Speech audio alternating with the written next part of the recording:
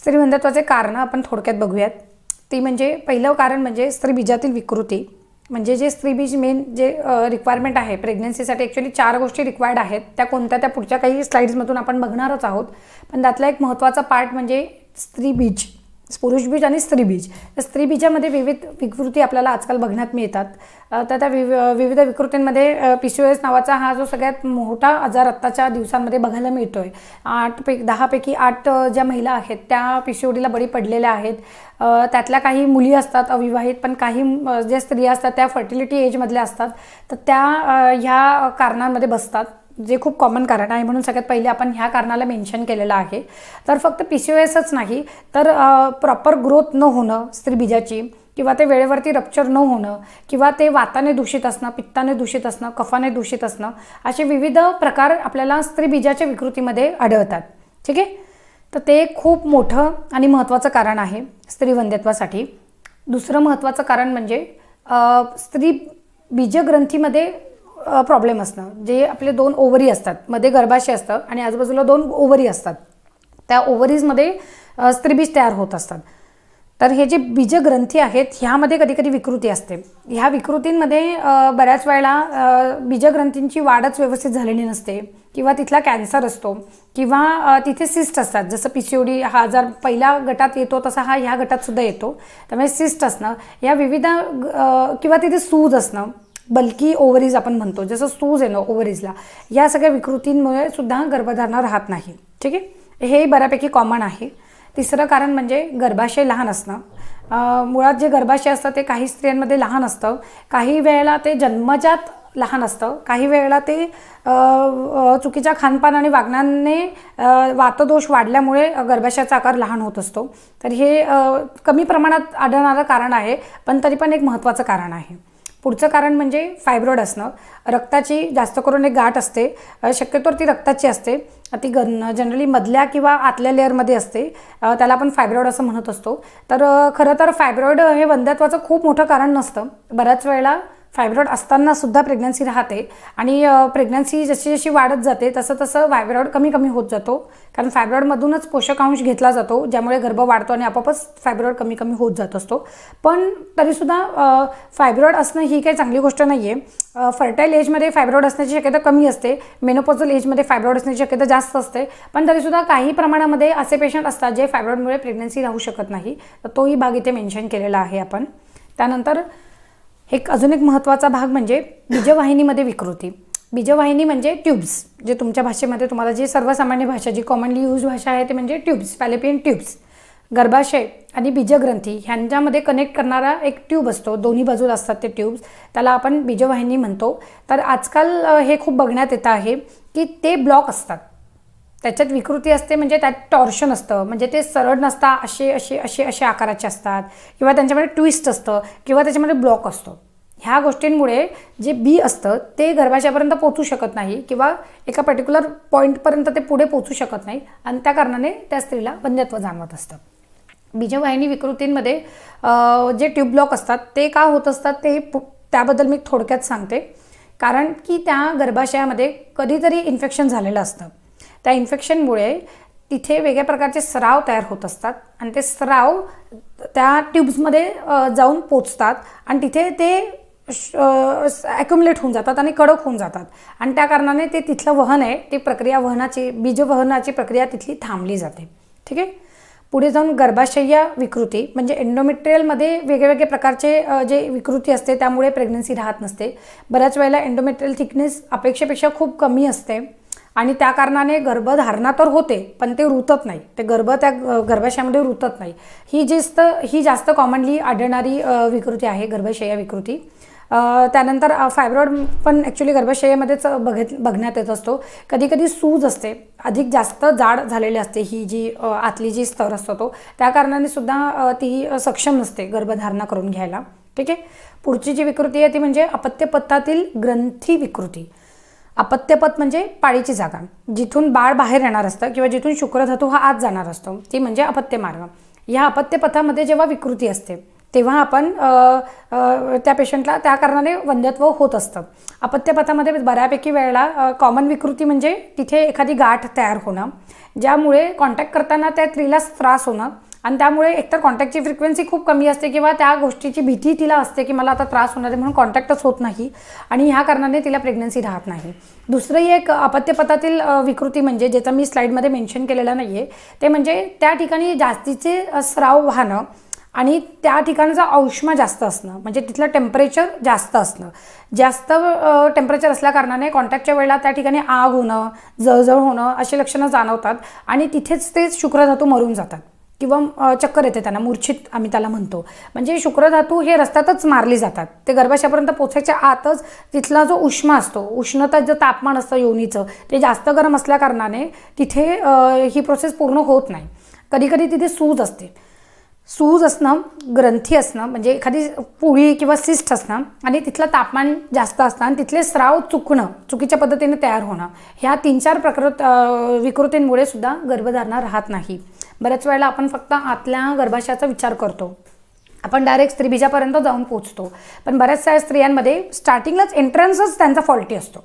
मुळात may be आतमध्ये सगळ्या गोष्टी नीट असतील पण एंट्रन्सच त्यांचा बिघडलेला असतो. तर अशा ठिकाणी चांगली ट्रीटमेंट दिली जाते. योनी धावन वगैरे काही गोष्टींचा काही विशिष्ट काळे असतात, त्यांचं योनी धावन वगैरे केलं जातं, ज्याच्यामुळे कॉन्टॅक्ट करण्याच्या आधी योनी धावन केल्याने तिथलं वातावरण सॉफ्ट होतं, शुक्रधातूंना पूरक असं तिथलं वातावरण होतं, ज्यामुळे पुढच्या प्रोसिजर्स सगळ्या व्यवस्थित पार पडतात. पण हा ट्रीटमेंटचा पार्ट झाला. पुढचं म्हणजे सार्वदेहिक कारण. मी आत्ता ह्या वेबिनारमध्ये हे पॉईंट्स जरा पळवतीये. त्याचं कारण असं आहे की मागचा जो वेबिनार आपण घेतलेला होता त्या वेबिनारमध्ये मी ह्या सगळ्या पॉईंट्सवरती खूप जास्त डिटेल बोललेली आहे. सो ज्यांनाही वाटत असेल की ह्या पॉईंट्स त्यांना डिटेल ऐकायचे असतील त्यांनी रोहती आयुर्वेद जे आपलं यूट्यूब चॅनल आहे तिथे व्हिजिट करा आणि जो आपला आधी झालेला वेबिनार आहे साधारणतः 26 का 25 तारखेला जो सप्टेंबरला जो झालेला वेबिनार आहे तो आपण बघू शकता. आता सार्वदेहिक कारणं हे चकित करणारी कारणं आहेत. बऱ्याच लोकांना वाटतं की प्रेग्नन्सी ही फक्त गर्भाशयापुरतं मर्यादित आहे किंवा फक्त हॉर्मोन्सपुरतं मर्यादित विषय आहे. पण त्यांचीही समज आता गैरसमजमध्ये बदलणार आहे. कारण की हाच फरक असतो जेव्हा तुम्ही एका आयुर्वेदिक दवाखान्यामध्ये किंवा आयुर्वेदिक ट्रीटमेंटला अप्रोच करता. कारण की आयुर्वेदाने गर्भधारणेला खूप ब्रॉड स्पेक्ट्रमने बघितलेला आहे. मग ते स्त्री शरीर असो का पुरुषाचं शरीर असो, पण इथे आपण फक्त स्त्री शरीराबद्दल बोलत आहोत. जेव्हा आपण प्रेग्नन्सीचा विचार करतो तेव्हा हे एका डॉक्टरला खूप गरजेचं असतं की त्याने गर्भाशयाचा फक्त न विचार करता त्या स्त्रीच्या संपूर्ण शरीराचा विचार करायला हवा. आणि तो का करायला हवा त्याची उत्तरं तुम्हाला पुढच्या स्लाइड्समध्ये बघायला मिळतील. म्हणून फक्त तुमची सोनोग्राफी किंवा तुमचे फक्त ब्लड रिपोर्ट्स आपल्याला कामात येत नाही. खूप सारे फॅक्टर्स आहेत. सार्वदेहिक कारणे. सार्वदेहिक कारणांमध्ये पहिलं कारण आहे दात किडणं. आता तुम्हाला हे खूप विचित्र वाटेल बघायला की दात किडणं हे सुद्धा एखाद्या पेशंटमध्ये प्रेग्नन्सी न ठेवण्याचं एक खूप मोठं कारण ठरू शकतं. अर्थात हे कारण कमी पर्सेंटेज ऑफ पीपलमध्ये बघायला मिळतं. जास्त करून कॉमन कॉजेसचा नेहमीच आपले PCOD वगैरे पण असतात. पण बऱ्याच वेळेला कॉम्बिनेशनमध्ये लोक प्रॉब्लेम घेऊन येतात. PCOD पण असतो आणि दातही किडलेला असतो आणि त्यामुळे गर्भाशयात इन्फेक्शनसुद्धा झालेलं असतं. ह्या कारणांनी आपल्याला हे कारणं बघणं खूप इम्पॉर्टंट आहे. तर एखाद्या स्त्रीला लहानपणी जरी दात किडलेले असतील, खूप मोठ्या प्रमाणात दात किडलेले असतील, तर तेव्हा तिची तिथली ट्रीटमेंट झालेली जरी असली लोकल ट्रीटमेंट तरीसुद्धा त्या ज्या दात किडल्यामुळे तिथला जो जंतुसंसर्ग आहे तो थेट गर्भाशयापर्यंत रक्तामार्फत जातो आणि पुढे जाऊन हे जे जंत असतात हे सुप्त रूपाने गर्भाशयामध्ये पडून राहतात आणि प्रेग्नन्सीच्या वयामध्ये हे धुमाकूळ घालतात. तिथलं जे वातावरण आहे ते डिस्टर्ब करतात, जेणेकरून वेगळ्या प्रकारचे स्राव तिथे तयार होतात आणि त्या अवयवाचा उष्मा वाढतो आणि तिथल्या या चुकीच्या सगळ्या अनफेवरेबल कंडिशन्समुळे तिथे सगळं बाकीचं व्यवस्थित असून सुद्धा प्रेग्नन्सी राहत नाही. ठीक आहे. तसंच दुसरा महत्त्वाचा मुद्दा म्हणजे थायरॉइड. आजकाल हाही खूप महत्त्वाचा आजार पकडला जातो आहे, खूप कॉमन दिसतो आहे हा आजकाल महिलांमध्ये. तर थायरॉइडमध्ये हायपो आणि हायपर असे 2 प्रकार असतात. म्हणजे एक तर थायरॉइड कमी फंक्शनेट होणं म्हणजे हायपोथायरॉइडिझम आणि खूप जास्त फंक्शनेट होणं म्हणजे हायपरथायरॉइडिझम. पण अजून एक सरप्रायझिंग गोष्ट तुमच्यासाठी सांगण्याची अशी की हायपो असू देत किंवा हायपर असू देत, आयुर्वेदाने दोघांनाही सेम ट्रीटमेंट दिली जाते. कारण की एखादी गोष्ट कमी काम करणं किंवा जास्त काम करण्याला एकच उत्तर असतं की त्या ज्या ग्लँडला सुस्थितीत आणणं आणि त्याला चालना देणं, जेणेकरून तिचं एक तर फंक्शनिंग कमी असेल तर ते वाढलेलं असेल तर कमी होणार. ठीक आहे, तर ह्याच्यात सुद्धा आयुर्वेदामध्ये खूप चांगले रिझल्ट आहेत. पुन्हा मी इथे सांगेल की सारखं पिल्स घेऊन रेग्युलरली एक गोळी घेऊन तुमचे हॉर्मोन लेवल मेंटेन करण्यापेक्षा त्या अवयवांमध्ये जे काही चुकीच्या घडामोडी झालेल्या आहेत, ज्यामुळे ते फंक्शनिंग चुकीच्या पद्धतीने करतंय, ते दुरुस्त करणं ही खरं तर पेशंटची प्रायोरिटी असली पाहिजे, जेणेकरून ते हॉर्मोन्स गर्भाशयाला सपोर्ट करतील, जेणेकरून त्या पेशंटमध्ये प्रेग्नन्सी राहणार. ठीक आहे. सो जर आपण थायरॉइडचा जो जागा बघितली तर ती गलप्रदेश आहे, इथला भाग असतो. आणि गलप्रदेश हा आयुर्वेदानुसार रक्ताचा आणि मेदाचं स्थान आहे. त्यामुळे अशा ठिकाणी आपण रक्त आणि मेदधातू या दोघांवरती ट्रीटमेंट करतो आणि खूप चांगले रिझल्ट्स आपल्याला ह्या पद्धतीने विचार केल्यावरती भेटतात आणि परमनंट रिझल्ट भेटतात. महत्त्वाचं म्हणजे पेशंटला नको असतं की त्यांनी आयुष्यभर थायरॉइडची गोळी घ्यावी. त्यामुळे आपण पेशंटला independent of that thyroid medicine करत असतो आणि पुढे जाऊन मग ती प्रेग्नन्सीला त्याचा बेनिफिट होतो. हा स्वतःमध्ये खूप वेगळा विषय आहे. आजचा विषय वेगळा आहे, हा त्याचा फक्त एक पॉईंट आहे. पुढे जाऊन मी थायरॉइडवरती एक वेगळा वेबिनार घेईल, ज्यामुळे तुम्हाला फक्त थायरॉइडवरती भरपूर सारं ऐकायला भेटेल आणि खरं आयुर्वेद थायरॉइडबद्दल काय म्हणतं ह्याबद्दल तुमचं नॉलेज वाढेल. पुढचा पॉईंट म्हणजे माती पेन्सिल खडू खाण्याची सवय. हे सगळे पॉईंट्स तुमच्यासाठी न्यू आहेत. जे फर्स्ट टाईम हा वेबिनार बघतायत त्यांच्यासाठी हे सरप्रायझिंग आहेत, पण हे पॉईंट्स खूप महत्त्वाचे ठरतात जेव्हा एखादा पेशंट आमच्याकडे खूप वर्षांपासून त्या इन्फर्टिलिटी नावाचा आजार घेऊन येतो. माती पेन्सिल खडू खाल्ल्याने नेमकी काय होतं हे तुम्ही लहानपणी जरी केलेलं असेल तरी आज त्याचा प्रॉब्लेम तुम्हाला होऊ शकतो. होईलच असं नाही, पण होण्याची शक्यता असते. माती पेन्सिल खडू खाल्ल्यामुळे हे जे पदार्थ असतात हे सगळेच्या सगळे बॉडीमधून एक्सक्रीट होत नाही. त्यांचा काही अंश हा तसाच आपल्या जठरामध्ये पोटामध्ये पडून राहतो आणि नंतर जाऊन हा जो प्रकार आहे हा आपल्या ब्लड फॉर्मेशनमध्ये इंटरफेअर करतो.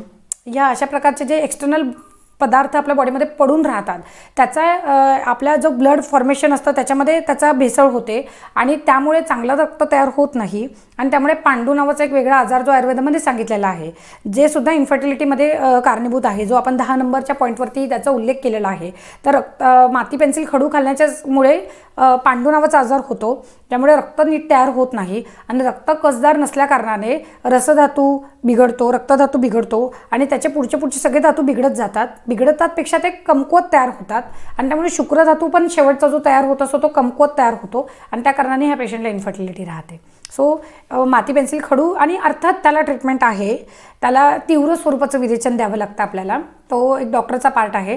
पण आधी तर बघायला पाहिजे की पेशंटने पूर्वी जाऊन किंवा आत्तासुद्धा, आता बऱ्याच महिला आहेत आत्तासुद्धा माती खातात, लहानपणीच नाही तर त्यांना आत्ताही माती खाण्याची सवय असते. गहू निवडताना माती खातात, मुलतानी माती विकत आणतात, एक वेगळ्याच प्रकारची काळी माती दुकानात विकत मिळते. मला सुद्धा पेशंटनेच सांगितलं की अशी माती विकत मिळते, ज्यांना हाऊस असते ते 10-20 रुपयाची माती मागवतात आणि महिनाभर ती माती खातात. तर हे सगळे केसेस हे इन्फर्टिलिटीला बळी पडलेले असतात. ते हा मुद्दा इथे महत्त्वाचा आहे. सो ज्यालाही कोणाला सवय असेल माती पेन्सिल खडू खाण्याची त्यांनी ताबडतोब ती सवय पहिलं तर बंद करा. दुसरा महत्त्वाचा पार्ट म्हणजे माती पेन्सिल खडू खावीशी वाटते ह्याचा अर्थ तुमच्या बॉडीमध्ये काही डेफिशियन्सीज आहेत, काही आयर्न आणि काही कॅल्शियम डेफिशियन्सीज आहेत. ह्याचा अर्थ ते पण कारण आहे की तुमच्या बॉडीमध्ये प्रेग्नन्सी राहू शकत नाही आहे. सो एका डॉक्टरला, चांगल्या आयुर्वेदिक डॉक्टरला भेटा, तुमची समस्या सांगा, जेणेकरून तुमच्या डेफिशियन्सीसुद्धा कव्हर होतील, तुमची सवयसुद्धा मुडेल आणि पुढे जाऊन प्रेग्नन्सीची जे रस्ते आहेत ते मोकळे होतील त्या हिशोबाने. पुढे अजून एक 4थ्या नंबरचा पॉईंट आहे. इथे मी काही आजार मेन्शन केलेले आहेत. खूप महत्त्वाचे आजार आहेत हे सगळे आणि खूप सध्याला कॉमनली दिसणारे आजार आहेत. कावीळ, टायफॉईड, नागिन, गोवर, कांजण्या, चिकनगुनिया, हल्ली त्याची साथ चालू आहे, मलेरिया यासारखे अजून काही आजार. हे सगळे आजार कधी जर तुम्हाला मागच्या आयुष्यात होऊन गेले असतील, लहान असताना म्हणा किंवा मागच्या काही वर्षांमध्ये म्हणा, तर ह्या आजारांचा परिणाम होत असतो तुमच्या लिव्हरवरती. हे सगळे आजार होऊन तर जातात तुम्हाला, पण तुम्ही जेव्हा त्याची प्रॉपर ट्रीटमेंट घेत नाही, आयुर्वेदिक ट्रीटमेंट घेत नाही आणि जेव्हा ह्या आजार झाल्यावर तुम्ही फक्त अँटीबायोटिक्स, अँटीपॅरेटिक, अँटीव्हायरल ट्रीटमेंटचं फक्त बॉडीवर बंबार्डिंग करतात, तेव्हा सुप्त रूपामध्ये लिव्हरमध्ये उष्णता कोंडली जाते ह्या आजारांमुळे. आणि मग जेव्हा एका ठराविक वयामध्ये प्रेग्नन्सीचा जो वय असतो, जो फर्टाईल एज असतो आपला, जो साधारणतः 20 ते 40 वर्षाचा जो कालावधी असतो, जो नॅचरलीच पित्त वाढवणारा काळ असतो, तेव्हा जे हे असे आजार होऊन गेलेल्या पेशंटमध्ये अजून तर त्यांचं खानपान पण चुकीचं चाललेलं असेल, मागे पण असे आजार होऊन गेलेले आहेत, प्लस आता पण ते पित्त तिखट चमचमीत असं जेवण करण्याची त्यांना सवय आहे, तर अशा केसेसमध्ये लिव्हरमधल्या पित्ताचा स्फोट होतो आणि तो रक्तामधून सगळ्या शरीरामध्ये पसरतो. अर्थातच मग तो गर्भाशयापर्यंत जातो. तिथल्या स्त्रीबीजावरती त्याचा इफेक्ट होतो. तिथला जो आतला जो थर आहे त्याच्यावरती त्याचा इफेक्ट होतो आणि मग ह्या सगळ्या वातावरणामध्ये त्या पेशंटला प्रेग्नन्सी राहत नाही. Very important point.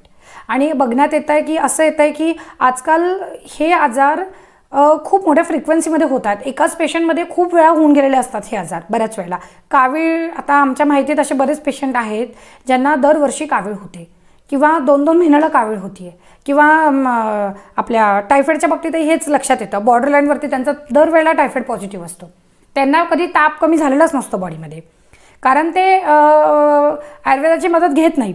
आता असं सजेस्टेड आहे की असे आजार होत असताना तुम्ही आयुर्वेदिक ट्रीटमेंट घेतल्यामुळे एकतर तो आजार नष्ट होतो आणि मुळातून नष्ट होतो. लिव्हरवरती जी उष्णता वाढलेली असते ती कमी होते आणि पुढे जाऊन मग प्रेग्नन्सीसारख्या ठिकाणी ह्या आजारांचा इफेक्ट होत नाही.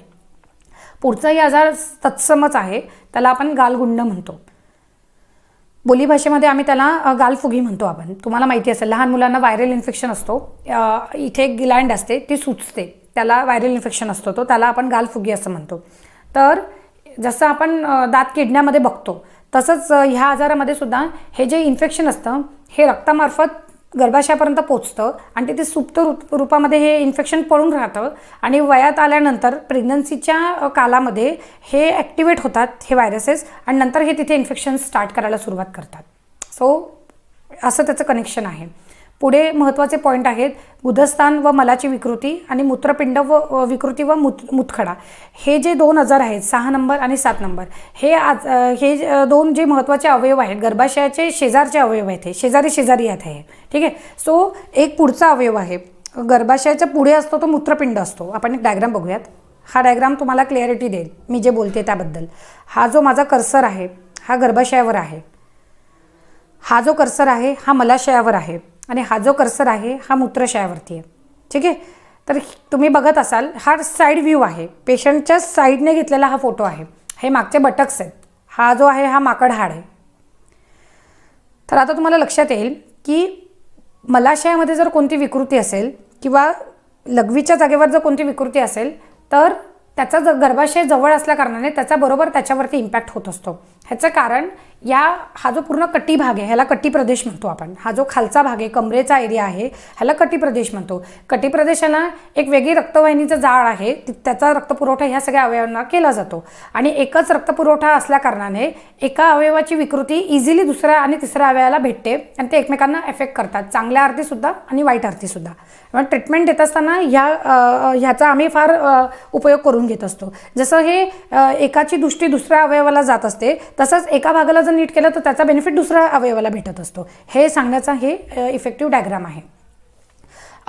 त्यामुळे मूळव्याध असणारे, मुतखडा असणारे, फिस्चुला, पोट साफ न होणारे, कॉन्स्टिपेशनचे पेशंट किंवा लघवी स्वच्छ न होणारे जे काही रुग्ण आहेत ज्यांना खूप वर्ष हे आजार सतावत असतात त्यांना पुढे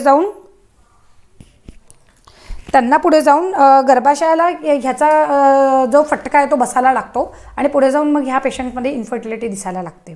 so it is very important for a doctor to know whether your patient is suffering from these kinds of diseases or not. का ते फक्त गर्भाशयाचा प्रॉब्लेम घेऊन आपल्याकडे आलेले आहेत की असे काही बाकीचे पण अवयव त्यांच्या बॉडीमध्ये एफेक्टेड आहेत ज्यांना सुद्धा आपल्याला ट्रीटमेंटच्या दृष्टिकोनातून बघायला हवं आहे. So it is very important to know from this angle. आणि बहुतेक वेळा आहे ना डायरेक्ट गर्भाशयापेक्षा हे जे पॉईंट्स मी तुम्हाला आता बोलते हे पॉईंट्स जास्त आढळण्यात येतात. जे प्रॅक्टिकली आपण बघतो तर हे रुग्ण जास्त आढळण्यात येत असतात. पुढे जंत असणं हा एक खूप कॉमन पॉईंट आहे. बऱ्याच साऱ्या रुग्णांमध्ये लहानपणापासून जंत असतात. फरक एवढाच असतो लहानपणी ते प्रकर्षाने दिसतात डोळ्यांना आपल्याला, मग आपण ते गोळ्या घेतो आणि आपल्याला वाटतं की आपल्याला आता जंत नाही आहेत. पण पुन्हा तेच की हे जंत ह्यांची खूप मोठी लाईफसायकल आपल्या बॉडीमध्ये असते. त्यांची अंडी असतात, त्यांचे सगळ्या प्रकारचे स्टेजेस आपल्या रक्तामध्ये ते अवेलेबल असतात. त्यांचे फॅमिलीच्या त्यांच्या पिढ्यानपिढ्या आपल्या बॉडीमध्ये राहत असतात. आपल्याला त्यांचे वरवर लक्षणं दिसत नसतात पण ते जंत एक वेगळ्या प्रकारचं टॉक्झिन्स तुमच्या ब्लडमध्ये रिलीज करत असतात आणि हे टॉक्झिन्स तुमच्या रक्तातून तुमच्या गर्भाशयात जात असतात आणि त्या कारणाने तुम्हाला प्रेग्नन्सी राहत नसते. ठीक आहे. सो जंत असणं हा पुन्हा एक कॉमन आणि दुर्लक्षित असा स्त्री वंध्यत्वाचं कारण आहे. सो डॉक्टरांना हे गरजेचं असतं की जंता आहेत का नाही हे बघावं आणि त्या पद्धतीने ट्रीटमेंट द्यावी. आता बरेच पेशंटला वाटतं की आम्ही अल्बेंडाझोल घेतली की आमचे जंत निघून जातात, पण अल्बेंडाझोलने फक्त मलाशयाची म्हणजे तुमच्या टॉयलेटची पुरुषातली जंत जातात. बाकीचे जे जंत असतात रक्तातली, घामातली, आतड्यांमधली, गर्भाशयातली ही जंत घालवण्यासाठी प्रॉपर आयुर्वेदिक ट्रीटमेंट घ्यावी लागते. त्यामुळे जेव्हा आपण आयुर्वेदिक ट्रीटमेंटमध्ये बघाल तर असे खूप सारे ट्रीटमेंट आहेत जे एका वेळेला जंत पण घालवणारी असतात आणि स्त्रीबीज वाढवणारी पण असतात. सो असे ट्रीटमेंट आपल्याला इथे योजावी लागते. पुढचा पार्ट म्हणजे प्रमेह. हा खूप महत्त्वाचा आणि खूप रनिंग आजार आहे. पुन्हा डायबिटीज आपण त्याला बोलीभाषेमध्ये म्हणतो. अर्थातच आयुर्वेदाचा प्रमेह आणि तुमचा जो बोलीभाषेत म्हणणारा डायबिटीज आहे ह्याच्यात थोडा फरक आहे नक्कीच, पण आता तो फरक सांगण्यापेक्षा मी तो दोन्ही एकच आजार म्हणून काही गोष्टी सांगेल. प्रमेहामध्ये नेमकी काय होतं, क्लेद नावाचा एक पदार्थ असतो. क्लेद म्हणजे कसा ओलसर पदार्थ असतो, तो आपल्या बॉडीमध्ये जास्त प्रमाणात तयार व्हायला लागतो आणि पोषण जे प्रत्येक धातूचं व्हायला पाहिजे ते प्रमेहामध्ये कमी पडायला लागतं आणि ह्या कारणाने ना रसधातू कसदार बनत, ना रक्तधातू कसदार बनत, कोणताही पुढचा धातू कसदार बनत नाही. त्याचा इफेक्ट पुढच्या शुक्रधातूवरती जो स्त्रीबीज बनवणारा असतो त्याच्यावरती होतो आणि त्यामुळे प्रमेहातले पेशंट कन्सीव्ह होऊ शकत नाही किंवा त्यांचे चान्सेस कन्सीव्ह होण्याचे खूप कमी असतात. सो इथे इम्पॉर्टंट आहे की तुम्ही येऊन जाऊन ते मेटफॉर्मिन किंवा तात्पुरतं त्या दिवसापुरतं तुमची साखर कमी करणाऱ्या औषधींवर डिपेंड राहण्यापेक्षा जर तुम्ही इंजेक्शनवर डिपेंडंट नसाल तर अर्थातच इन्शुलिन डिपेंडंट डायबिटीज हा बरा होत नाही, मग तरी पण तुम्ही आयुर्वेदिक ट्रीटमेंट तिथे पण घेतली पाहिजे जेणेकरून तुमचं धातुबल वाढेल आणि मग प्रेग्नन्सी राहील. पण जास्त करून जे टॅबलेटवर डिपेंडंट पेशंट आहेत त्यांनी जर आयुर्वेदिक ट्रीटमेंट घेतली तर त्यांचा डायबिटीज हा पूर्णतः रिव्हर्स जातो. त्यांचा प्रॉपर जो शुगर लेवल आहे ती प्रॉपर मेंटेन राहते आणि ती कायमची मेंटेन राहते आणि त्या कारणास्तव त्यांचा जो क्लेद आहे शरीरात जो वाढलेला आहे क्लेद तो कमी होतो आणि त्याचा इफेक्ट गर्भाशयावरती होतो, हॉर्मोन्सवरती होतो आणि स्त्रीबीजावरती होतो आणि एंडोमेट्रियल थिकनेसवरती होतो आणि यशस्वीरित्या हे लोक प्रेग्नेंट राहू शकतात. खूप आत्तापर्यंत आपला सक्सेस रेट खूप चांगला आहे. डायबिटीसच्या पेशंटमध्ये आपण डायबिटीस रेग्युलरली कंट्रोल करून खूप प्रमाणात पेशंटला प्रेग्नन्सी टेस्ट सक्सेसफुली करून दिलेली आहे. त्यामुळे नक्कीच प्रेग्नंट डायबिटिक पेशंटने ह्या दृष्टिकोनातून आयुर्वेदाला बघायला हवं आहे. उलट काय होतं मग कधी कधी आपण ॲलोपॅथीवर डिपेंड राहतो आणि मग त्या दिवसापुरतं फक्त तुमची साखर कमी होते, पुन्हा दुसऱ्या दिवशी जर ती गोळी घेतली नाही तर साखर तुमची वाढलेलीच असते, प्लस त्या औषधींचा लिव्हर आणि किडनी ह्या अवयवांवरती साईड इफेक्ट होत असतो. म्हणजे एका साईडला डायबिटीज तो धुमाकूळ घालतच असतो तुमच्या बॉडीमध्ये, प्लस नंतर त्या औषधींचा साईड इफेक्ट तुम्हाला फेस करावा लागतो. इन्फर्टिलिटी हा विषय बाजूलाच राहून जातो आणि नंतर बॉडीच स्वतः कमकुवत बनायला लागते. तर ह्या सगळ्या दृष्टिकोनातून आयुर्वेदाचा विचार तुम्ही केला पाहिजे. पुढचा आजार म्हणजे पांडू. पांडू हा ॲक्च्युली ॲनिमिया नाही आहे. ॲनिमिया म्हणजे रक्त कमी असणं. पांडूमध्ये रक्त कमी असण्यापेक्षा बाकीच्याही भरपूर साऱ्या गोष्टी असतात. जसं शरीर फिकट पडतं, रसधातू बिघडतो, शरीराचं यापन होत नाही, यापन म्हणजे पोषण कमी होतं आणि त्या कारणाने स्त्रीबीज नीट तयार होत नाही, त्या कारणाने वंध्यत्व राहतं. So again this is the most commonly seen. खास करून जे ग्रामीण भागातल्या महिला आहेत त्यांच्यामध्ये पांडू आजार जास्त बघण्यात येतो आणि त्या कारणाने जसं जसं त्यांचं रक्त आपण वाढवतो त्यांच्या बॉडीमध्ये आणि लिव्हरवरती जसं जसं आपण त्यांचं काम करतो, लिव्हर हे रक्त तयार करणारा महत्त्वाचा अवयव आहे. सो जसं जसं आपण लिव्हरवरती काम करतो तसं तसं ह्यांच्या ब्लडमध्ये इम्प्रूव्हमेंट दिसायला लागते आणि लगेचच त्यांची जी फर्टिलिटी रेट आहे तो वाढतो आणि लगेचच त्यांना प्रेग्नन्सी राहते. सिटीमधल्या बायांना पण पांडू आजार होतो नाही असं नाही आहे, त्यांना संतर्पणजन्य होतो. खेड्याकडच्या बायांना अपतर्पणजन्य पांडू असतो. त्या दोन मोठ्या एंटिटीज आहेत, वेगळा विषय आहे बोलण्याचा, त्यामुळे मी आता त्याच्यात फार खोलात शिरत नाही. पुढे वजन कमी असणे किंवा वजन जास्त असणे या दोन्ही गोष्टी प्रॅक्टिकली इन्फर्टिलिटीला कारणीभूत आहेत. प्रॅक्टिसच्या सुरुवातीला 2010 साली आम्हाला असं गैरसमज होता की फक्त वजन जास्त असल्यावरतीच तुम्हाला इन्फर्टिलिटी राहते, पण जसं जसं आमची प्रॅक्टिस आम्ही वाढवली तसं तसं आमच्या लक्षात आलं की बारीक स्त्रियासुद्धा इन्फर्टिलिटीच्या आहेत बऱ्याच प्रमाणामध्ये. आणि इंडियासारख्या कंट्रीमध्ये तर नक्कीच त्यांचं प्रमाण तुम्हाला जास्त सापडणार. जसं एकदम अशा त्यांचं वजन फक्त 35 to 40 असतं, कडकी असते त्यांच्या बॉडीमध्ये, खाल्लेलं अंगी लागत नाही, बॉडी टेम्परेचर नेहमी गरम असतं, अंगात मुलीला ताप असतो, कधी कधी ह्यांची मेन्स्ट्रुअल सायकल एकतर 15-15 दिवसाला येत असते किंवा 1.5-1.5 2-2 महिन्यांनी येत असते. And then they are the patient of infertility.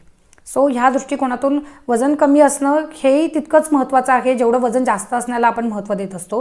So दोन्ही गोष्टी, वजन कमी असणारे पेशंट त्या मानाने सोपे जातात ट्रीटमेंटला, कारण की वजन न वाढवता आपण त्यांना प्रेग्नन्सी आणून देऊ शकतो. वजन जास्त असलेल्या पेशंटनी मात्र इथे बघावं की आधी त्यांचं वेट आपल्याला कमी करावं लागतं.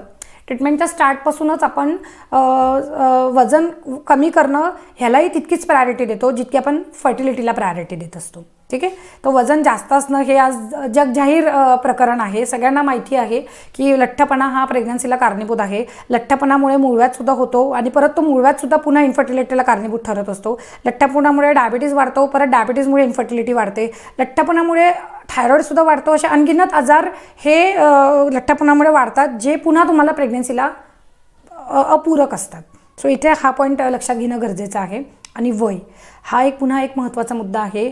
आजकाल पेशंट लोकांची मेंटॅलिटी अशी झालेली आहे की डॉक्टरांना पैसे दिले की डॉक्टर कुठल्याही वयात पेशंटला प्रेग्नंट करून देऊ शकतात. पण हा खूप मोठा गैरसमज आहे, कारण की एक ठराविक वय फर्टिलिटीचं जेवढं तुम्हाला कामात येईल तेवढं त्या वयाच्या पलीकडे गेल्यावरती फर्टिलिटी रेट ही कमी होत जाणार आहे. हे तुम्ही लक्षात घेणं खूप जास्त गरजेचं आहे. आजकाल IT सेक्टरमध्ये मुली काम करतात, they get educated, they get well educated, नंतर मग ते करिअर ओरिएंटेड होतात आणि नंतर मग ते लग्न केल्यानंतर फॅमिली प्लॅनिंग करतात आणि ह्या सगळ्या गोंधळामध्ये त्यांचं फर्टिलिटीचं एज आहे ते पुढे सरकायला लागतं. फर्टिलिटीचं एज नाही चेंज होत, त्यांचं एज पुढे सरकायला लागतं. ते मिस देअर फर्टिलिटी एज. मग त्यांचं AMH व्हॅल्यू कमी व्हायला लागतं नॅचरली आणि मग ते डॉक्टरांकडे मोठ्या फायली घेऊन येतात आणि सांगतात की डॉक्टर आता आम्हाला प्रेग्नन्सी पाहिजे. Of course it is possible. ह्याच तर केसेसला आपण ट्रीट करण्यासाठी आहोत, प्रश्नच नाही. पण जितकं शक्य होईल तितकं वेळेला महत्त्व द्या. जितकं शक्य होईल तितकं लवकरात लवकर चान्स घेण्याचा, वेळेवर लग्न करण्याचा प्रयत्न करा. कारण की काय होतं, आधीच्या काळी उलटं असायचं, लवकर लग्न करायचे आणि ते एक कारण असायचं. ती एक डोकंदुखी होती की लवकर लग्न केलेलं आहे मुलीचं, मुलगी अजून वयाची पण आहे, तेवढ्यात तिच्या प्रेग्नन्सीच्या मागे लागलेल्या आहात. आणि आता एक वय आहे की अक्षरशः आता काही स्त्रिया आमच्याकडे येतात, त्यांचं वय असतं 35 समजा, लग्नाला किती वर्ष झालेले तर फक्त 2 किंवा 1च वर्ष झालेलं असतं. आणि अशा केसेसमध्ये नेमकी काय होतं, हजबंडचंही वय जास्त असतं, दोघांचं एज जास्त असल्या कारणाने दोष दोघांमध्ये सुद्धा आढळतो आणि ह्या कारणाने दोघांवरती ट्रीटमेंट करावी लागते. मग त्यांना दोघांनाही फायनान्शियल प्रेशर येतं, दोघांची ट्रीटमेंट म्हटल्यावरती त्यांना डबल सगळ्या गोष्टी मधून जावं लागतं. आणि ह्या कारणाने it is always suggested that आयुर्वेदानुसार 16 वय ते साधारणतः 40 वय हा फर्टिलिटी एज सांगितलेला आहे. 40सुद्धा नको पकडायला, ॲक्च्युअली तुम्ही 35 पर्यंत प्रेग्नंट राहण्याचा प्रयत्न करायला पाहिजे. प्रत्येक स्त्रीने असं ठरवलं पाहिजे की शी शुड बी प्रेग्नंट. जेवढे प्रेग्नन्सीची इच्छा आहे, 2 असू देत, 1 असू देत, ती विदिन 30 to 32 एजमध्ये व्हायला पाहिजे. कारण की प्रेग्नन्सी पुरता हा विषय नसतो. आफ्टर प्रेग्नन्सी त्या महिलेचं जे झीज आहे प्रेग्नन्सीमुळे झालेली ती सुद्धा भरून आली पाहिजे. जेवढं लेट तुम्ही प्रेग्नंट राहता जेवढ्या उशिरा डिलेव्हऱ्या करतात तेवढा त्याचा इफेक्ट तुमच्या बॉडीवरती होत असतो आणि तेवढं मग तुमचं बॉडी नंतर ठिसूळ व्हायला लागतं. तर ह्या कारणाने वय हा खूप महत्त्वाचा फॅक्टर आहे.